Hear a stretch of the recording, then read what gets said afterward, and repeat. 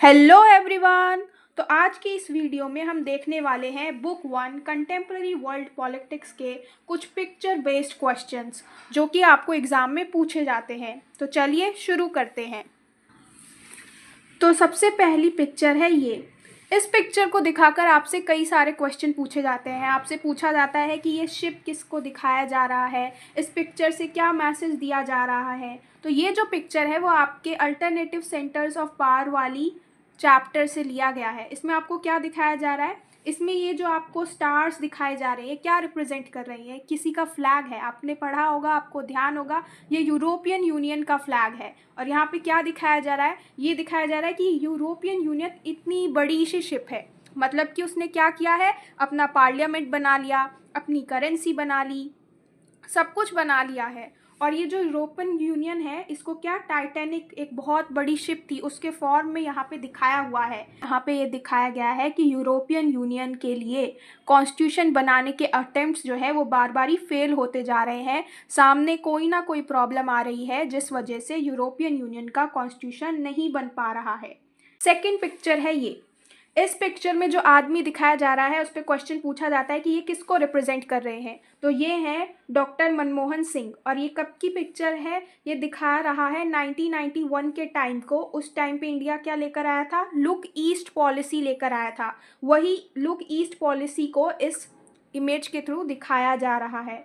और क्या दिखाया जा रहा है, ये दिखाया जा रहा है कि उस टाइम पे डॉक्टर मनमोहन सिंह क्या थे, हमारे फाइनेंस मिनिस्टर थे।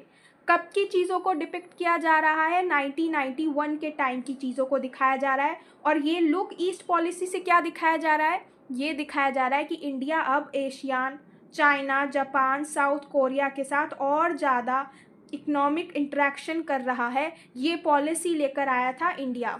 इस पिक्चर को दिखाकर आपसे कई बारी पूछा जाता है कि ये कौन सी कंट्री को रिप्रेजेंट कर रहा है। तो ये किसको रिप्रेजेंट कर रहा है, चाइना को रिप्रेजेंट कर रहा है। चाइना में क्या रिप्रेजेंट कर रहा है, चाइना का जो इकोनॉमिक राइज हो रहा है उसको रिप्रेजेंट कर रहा है कि कैसे तेज़ी से चाइना की इकोनॉमी जो है बढ़ती चली जा रही है। और उसको कौन रोक रहा है, इस आदमी के फॉर्म में इंडिया को दिखाया जा रहा है कि इंडिया उसे रोक रहा है या इंडिया की इकोनॉमी भी तेज़ी से बढ़ रही है। और ये यहाँ पे दो चीज़ें दिखाई जा रही है चाइना को दिखाने के लिए। क्या, पहला तो ये ड्रैगन जो कि चाइना का सिंबल है, यानी कि चाइना को सिंबलाइज करता है। और दूसरा ये ग्रेट वॉल ऑफ चाइना। तो दोनों चीज़ों से क्या दिखाया जा रहा है, चाइना को दिखाया जा रहा है और चाइना की ग्रेटर इकोनॉमिक राइज को दिखाया जा रहा है। नेक्स्ट पिक्चर है ये। इस पिक्चर में क्या दिखाया जा रहा है, बाईसाइकिल दिखाया जा रहा है। इस पिक्चर से आपको बताया जा रहा है कि जो चाइना है वो लार्जेस्ट यूज़र है किसका, बाईसाइकिल्स का। और इस बाईसाइकिल में क्या दिखाया जा रहा है, आपको दो टायर दिखाए जा रहे हैं। पहला जो ये टायर है इसमें ये जो सिंबल है ये क्या दिखाता है, ये कम्युनिस्ट पार्टी का सिंबल है। और ये दिखा रहा है कि कैसे चाइना कम्युनिज्म को सपोर्ट कर रहा है या सोशलिज्म को सपोर्ट कर रहा है। और उसी टाइम पे आपको ये दूसरा टायर भी दिखाया जा रहा है, इसमें क्या है, यूएस डॉलर का सिंबल है। इससे ये आपको दिखाया जा रहा है कि कैसे चाइना कैपिटलिज्म को भी फॉलो कर रहा है। यानी कि यहाँ पर क्या कर रहा है चाइना, कैपिटलिस्ट और सोशलिस्ट, यानी कि कैपिटलिज्म और सोशलिज्म दोनों आइडियोलॉजी को साथ लेकर चल रहा है, दोनों को बैलेंस करते हुए चल रहा है। और इस नेक्स्ट पिक्चर में भी आपको पिछले पिक्चर से रिलेटेड चीज़ें ही दिखाई जा रही है। ये भी चाइना के बारे में है। और चाइना के बारे में क्या दिखाया जा रहा है कि पहले चाइना किसको सपोर्ट करता था, सोशलिज्म को। वहीं पर बाद में नाउ अब किसको सपोर्ट कर रहा है, कैपिटलिज्म को भी साथ साथ सपोर्ट कर रहा है। तो ये इसमें क्या दिखाया जा रहा है, एक रेड टाई से आपसे पूछा जाता है कि ये रेड टाई क्या दिखा रही है। ये दिखा रही है कि कैसे चाइना सोशलिज्म के साथ साथ कैपिटलिज्म को भी फॉलो कर रहा है। और पहले आपको क्या दिखाया जा रहा था कि पहले सिर्फ सोशलिज्म को ही फॉलो कर रहा था, लेकिन बाद में चाइना ने क्या किया, सोशलिज्म के साथ साथ कैपिटलिज्म को भी फॉलो करने लगा, उस आइडियोलॉजी को भी अपनाने लगा। इसमें आपसे पूछा जाता है कि रेड बुक कौन सी आइडियोलॉजी को रिप्रेजेंट कर रहा है। तो ये जो रेड बुक है वो कम्युनिज्म या फिर सोशलिज्म को रिप्रेजेंट कर रही है। और आपसे पूछा जाता है कि इन दोनों में डिफरेंस क्या दिखाया जा रहा है। डिफरेंस ये दिखाया जा रहा है कि पहले जो आइडियोलॉजी थी चाइना की, उस आइडियोलॉजी को चाइना अभी भी फॉलो कर रहा है, लेकिन पहले जैसा रिजिड था वैसा अब रिजिड नहीं है। ये बहुत ही इम्पॉर्टेंट क्वेश्चन है और बहुत ही इम्पॉर्टेंट पिक्चर है। इस पे कई बारी क्वेश्चंस पूछे गए हैं बोर्ड में, तो ये आपको पता होना चाहिए।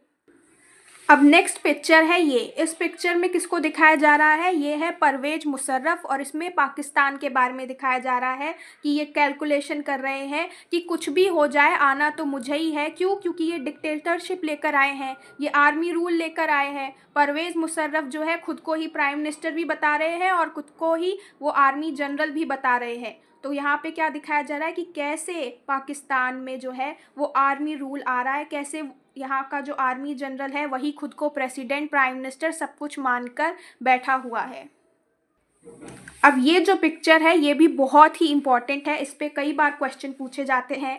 अब इसमें आपसे पूछा जाता है कि ये आदमी कौन है, तो ये आदमी जो है वो राजपक्षे है। ये क्या है, किसको रिप्रेजेंट कर रहे हैं? ये रिप्रेजेंट कर रहे हैं श्रीलंका की जो लीडरशिप है उसको।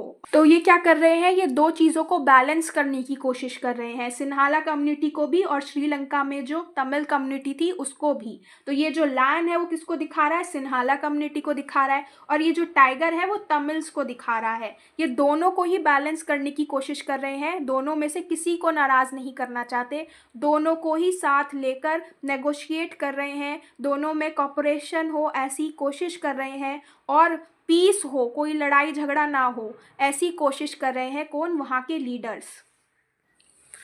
अगली पिक्चर है ये। इसमें कौन दिखाया जा रहा है? इसमें इंडियन लीडर और पाकिस्तान के लीडर को दिखाया जा रहा है। ये दिखाया जा रहा है कि अब ये दोनों क्या कर रहे हैं, बातचीत कर रहे हैं, लड़ाई से ज़्यादा बातचीत पर भरोसा रख रहे हैं। लेकिन क्या दिखाया जा रहा है कि हमारे जो इंडिया के लीडर है वो किसी और टेबल पर बैठे हुए हैं और जो पाकिस्तान के लीडर है वो किसी और टेबल पर बैठने जा रहे हैं। मतलब कि दोनों बातचीत तो करना चाहते हैं, दोनों डायलॉग तो करना चाहते हैं, शांति बनाए रखना चाहते हैं, बात करना चाहते हैं, लेकिन फिर भी इनके बीच में क्या है, कॉपरेशन नहीं हो पा रहा है। ये एक और पिक्चर है, इसमें सार्क समिट चल रही है ऐसा दिखाया जा रहा है। और सार्क समिट में कौन थे? पाकिस्तान, इंडिया, नेपाल, भूटान, ये सारी कंट्रीज़ है। इसमें ये दिखाया जा रहा है कि पाकिस्तान और इंडिया के बीच में कोई भी कॉपरेशन नहीं हो रहा, ये आपस में एक दूसरे के साथ कोऑर्डिनेट नहीं कर पा रहे हैं। एक बहुत इंपॉर्टेंट पिक्चर ये भी है, इस पे भी आपसे कई बारी क्वेश्चंस पूछे जाते हैं। ये किसका सिंबल है?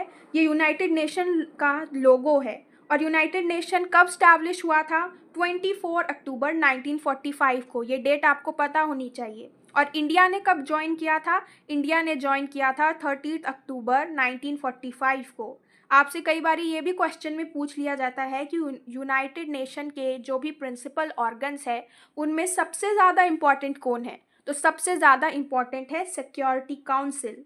और ये जो लोगो है यूएन का वो क्या सिग्निफाई कर रहा है? ये सिग्निफाई कर रहा है वर्ल्ड पीस को। अब आपको ये पिक्चर दिखाई जा रही है, इस पिक्चर के थ्रू क्या दिखाया जा रहा है? इस पिक्चर के थ्रू दिखाया जा रहा है यूएन का रोल। इसमें आपको बताया जा रहा है कि इजराइल ने क्या किया था, लेबनान पर अटैक किया था जून 2006 में। और इस अटैक के बाद में बहुत सारे सिविलियंस मारे गए, बहुत सारी जो पब्लिक बिल्डिंग्स थी वो टूट गई और बहुत ज़्यादा नुकसान हुआ। यूएन ने क्या किया, उसके बाद में एक रेजोल्यूशन पास किया था अगस्त में और इज़राइल की आर्मी को वापस जाने के लिए कहा था। लेकिन इज़राइल की आर्मी कब वापस गई? अक्टूबर में वापस गई। तो ये क्या दिखा रहा है, यूएन और उसके जो सेक्रेटरी जनरल है उसका इस पूरे जो भी इंसिडेंट है उसमें रोल दिखा रहा है कि कैसे यहाँ पर यूएन इनइफेक्टिव रहा। तो आज की वीडियो में बस इतना ही। इससे नेक्स्ट वीडियो में इसी बुक के आगे के जो इम्पोर्टेंट पिक्चर बेस्ड क्वेश्चन है उसको देखेंगे। तब तक के लिए बाय बाय।